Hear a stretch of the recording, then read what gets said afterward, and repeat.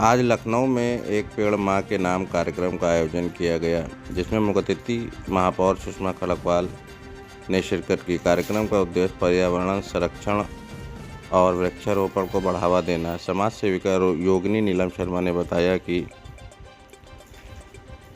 देश में हरियाली की कमी को देखते हुए यह अभियान शुरू किया गया है, जिसमें लोगों को अपने प्रियजनों के नाम पर पेड़ लगाने के लिए प्रेरित किया जा रहा है। योगिनी नीलम शर्मा ने अपनी गौ माता की मृत्यु की जानकारी भी साझा की, जिनका अंतिम संस्कार लखनऊ के भरसा कुंड में किया गया। कार्यक्रम में विशिष्ट अतिथि के रूप में करण सिंह LDA सहायक उद्यान अधिकारी भी उपस्थित रहे।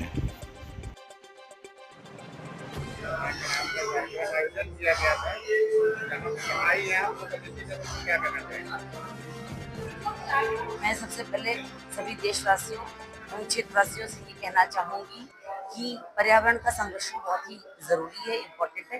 और आज हमारी पुनीता भटनागर जी ने एक पेड़ माँ के नाम पर्यावरण संरक्षण पर एक आयोजन किया है, जिस पर हम सभी लोगों को आमंत्रित किया था।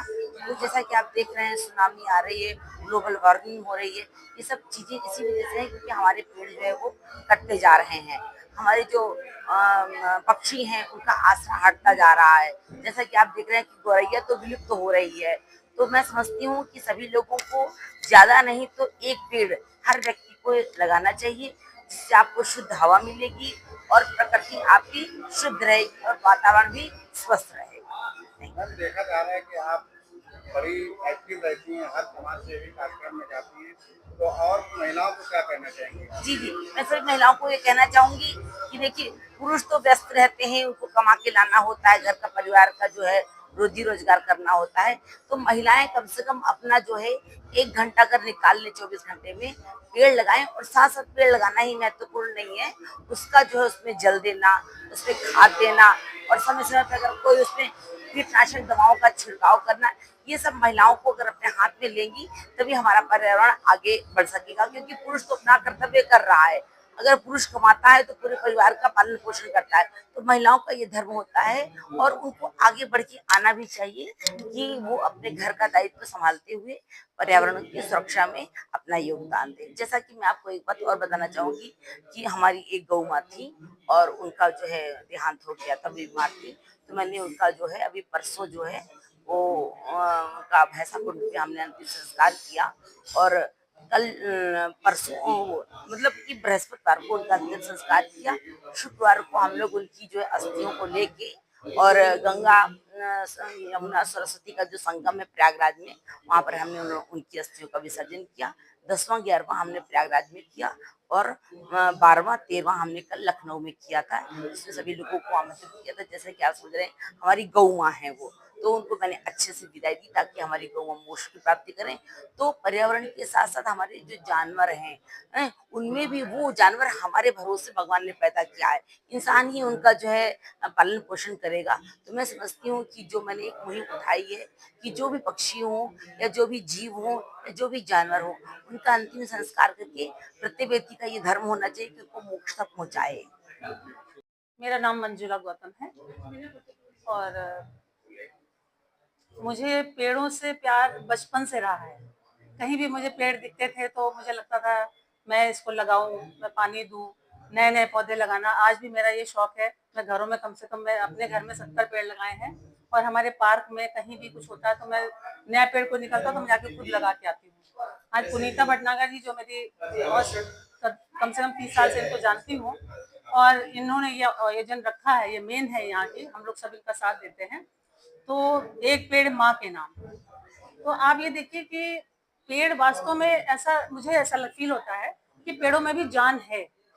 और जो हमारे बुजुर्ग जो हमें पेड़ लगा गए हैं, आज जो हम खा रहे हैं वो वही हम खा रहे हैं। अगर वो नहीं लगाए होते तो हम कैसे खाते? वैसे ही अगर हम पेड़ों को नहीं लगाएंगे तो हमारे बच्चे कैसे आगे खाएंगे? पेड़ कटते जा रहे हैं। मैं उन लोगों से तो यही कहूंगी, कृपया पेड़ मत काटें, क्योंकि जैसे हमारे हाथ पैर में चोट लगती है, हमें दर्द होता है, मेरे हिसाब से उन पेड़ों को भी बहुत तकलीफ होती होगी। और ये पुनीता जी ने बहुत अच्छी मुहिम निकाली है, हम लोग सब इनके साथ हैं। मैक्सिमम पेड़ लगाएंगे और आज भी हम लोग और इसके बाद लगाएंगे, है ना। और एक बात मैं और बोलना चाहूंगी कि मेरी कंडीशन वहां तक पहुंची थी कि मेरी लाइफ नहीं बच रही थी। लेकिन या ये कह लीजिए कि मैंने कुछ अच्छे काम किए थे। यूनिवर्स ने मुझे एक ऐसी डिवाइस दिलाई, एक इनर्जी कैंगन वाटर, जिससे हम लोग जुड़े हुए, हमारी पूरी टीम इस पर वर्क कर रही है और फ्री ऑफ कॉस्ट हम लोगों को नॉलेज भी देते हैं और जितना पॉसिबल होता है उनको इसका पानी भी शेयर करते हैं कि वो जल्दी ठीक हो जाए, क्योंकि हर व्यक्ति खरीद नहीं सकता। बट हमारी ये कोशिश रहती है वो हमारे घर से ले और उसका लाभ उठाएं, क्योंकि आजकल इतनी बीमारियां हैं कि लोग बीमार, हर कोई इलाज भी नहीं करा पाता है, हर कोई खरीद भी नहीं सकता है। लेकिन हम सोचते हैं हम इसी में वर्क करके हम उसी से डोनेट करें जहाँ जो लोग नहीं खरीद पाते। Thank you. माँ के नाम में आप आएंगे, क्या कुछ कहना चाहेंगे? ये आज में हम लोग सहकारिता भवन में आए हुए हैं और बहुत सुंदर कार्यक्रम हम लोगों ने आयोजित किया है। ये पुनीता दीदी मेरी हैं, तो उन्होंने इस कार्यक्रम को मतलब आयोजित किया है।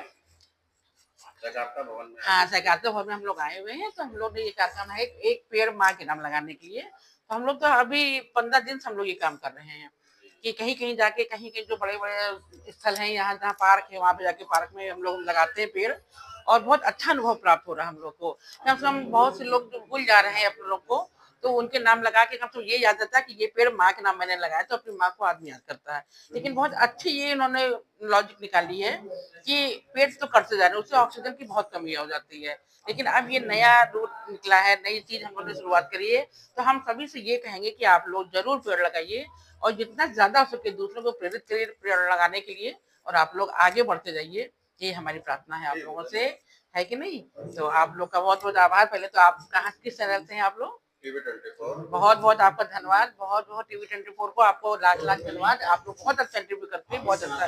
वैसे मैं राजस्थान में रत्नागिरी सेवा संस्थान से जुड़ी हुई हूँ और मेरे कई एनजीओ हैं, तो मैं सब में काम करती हूँ और आप लोग अच्छे से डील करते हैं, बहुत अच्छा लगता है। आप लोग को बहुत बहुत धन्यवाद। आज दिनांक 3 अगस्त 2025 को श्रीमती पुनीता भटनागर एवं श्री सुश्री ज्योत्सना गुप्ता जी द्वारा आयोजित कार्यक्रम एक पेड़ माँ के नाम, इसमें मैंने सहभागिता की।